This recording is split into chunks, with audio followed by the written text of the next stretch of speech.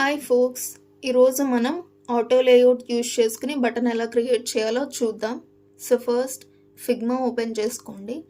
And మనం auto layout button create చేయాలి అంటే ఓన్లీ ఫ్రేమ్ యూజ్ చేసుకుని మాత్రమే చేయగలం.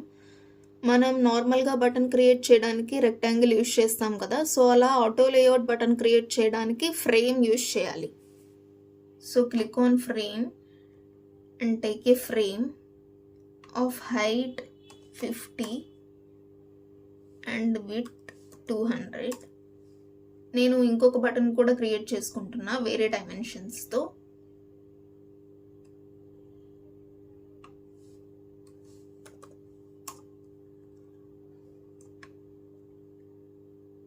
కార్నర్ రేడియస్ 15 పెట్టుకుంటున్నా అండ్ కలర్ యాడ్ చేస్తున్నా.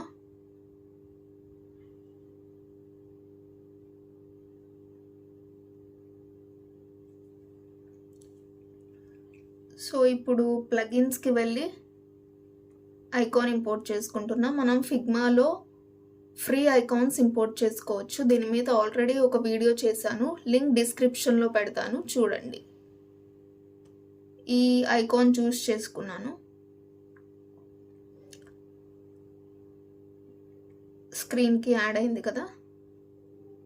సో నేను దీని ఫ్రేమ్ రిమూవ్ చేస్తున్నా.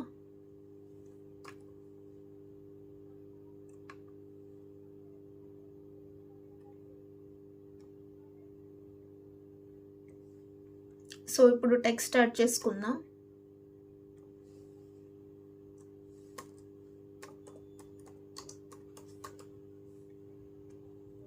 టెక్స్ట్ని సెంటర్ అలైన్మెంట్లో పెట్టుకోండి.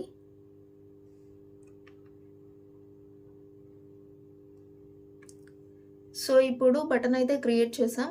ఇప్పుడు ఆటో లేఅవుట్ యాడ్ చేద్దాం. దీనికి షార్ట్ కట్ ఉంది. ఆటో లేఅవుట్ Shift+A క్లిక్ చేసిన ఆటో లేఅవుట్ క్రియేట్ అయ్యింది. ఆర్ ఫ్రేమ్ సెలెక్ట్ చేసుకుని రైట్ క్లిక్ చేస్తే ఇక్కడ యాడ్ ఆటో లేఅవుట్ అని ఉంది కదా, ఇది క్లిక్ చేయండి. సో అది ఆటో లేఅవుట్ యాడ్ చేయగానే మనకి రైట్ సైడ్ సెట్టింగ్స్ అన్నీ మారిపోతాయి. సేమ్ అలాగే సెకండ్ బటన్కి కూడా ఆటో లేఅవుట్ యాడ్ చేస్తున్నాం. సో ఇప్పుడు దీని మీద ఫస్ట్ బటన్ సెలెక్ట్ చేసుకున్నప్పుడు ఇక్కడ మనకి గ్యాప్ చూసారా 17 ఉంది. అంటే క్లిక్ హియర్ అనే టెక్స్ట్కి అలాగే ఆ ఐకాన్కి మధ్య గ్యాప్ 17 ఉంది అని. సో ఇది ఇంక్రీజ్ చేస్తే ఇలా ఇంక్రీజ్ అవుతూ వెళ్తుంది. అలాగే మనం ప్యాడింగ్ కూడా చేంజ్ చేసుకోవచ్చు. ఇదేమో హారిజాంటల్ ప్యాడింగ్. సో ఇలా ఇంక్రీజ్ చేస్తూ పెట్టుకోవచ్చు. ఇది వర్టికల్ ప్యాడింగ్, ఇలా ఇంక్రీజ్ చేస్తూ పెట్టుకోవచ్చు.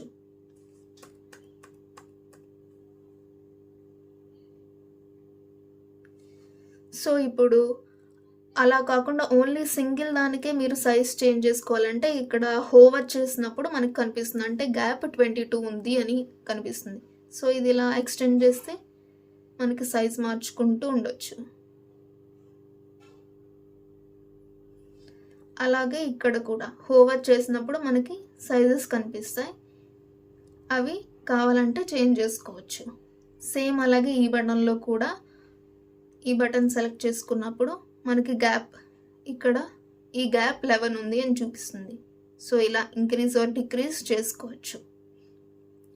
సో ఇప్పుడు దీనివల్ల యూజ్ ఏంటి అంటే మనం different types of buttons create చేసుకోకుండా ఓన్లీ ఒక బటన్నే క్రియేట్ చేసి డిఫరెంట్గా యూజ్ చేసుకోవచ్చు.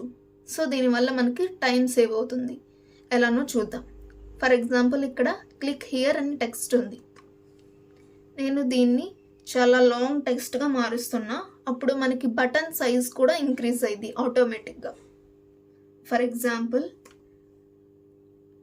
షార్ట్గా ఉంటే బటన్ సైజ్ షార్ట్ అవుతుంది, టెక్స్ట్ లాంగ్ ఉంటే బటన్ సైజ్ కూడా లాంగ్ అవుతుంది. క్లిక్ హియర్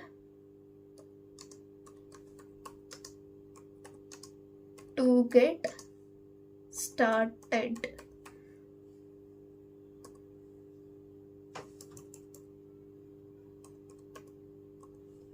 సో చూసారా, మనం టెక్స్ట్తో పాటు బటన్ సైజ్ కూడా ఇంక్రీజ్ అవుతుంది. సో సేమ్ అలాగే వర్టికల్గా కూడా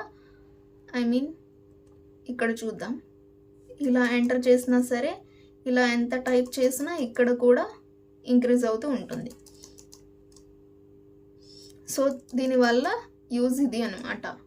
ఒక్క బటనే క్రియేట్ చేసుకొని మనం డిఫరెంట్ బటన్స్ యూజ్ చేసుకోవచ్చు. ఫర్ ఎగ్జాంపుల్ దీన్ని ఇప్పుడు షార్ట్ చేస్తాను.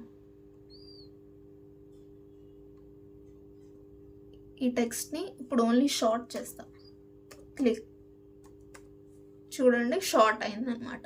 సో దీనివల్ల ఇది use. I hope this video is useful for you. Drop a like and subscribe for more.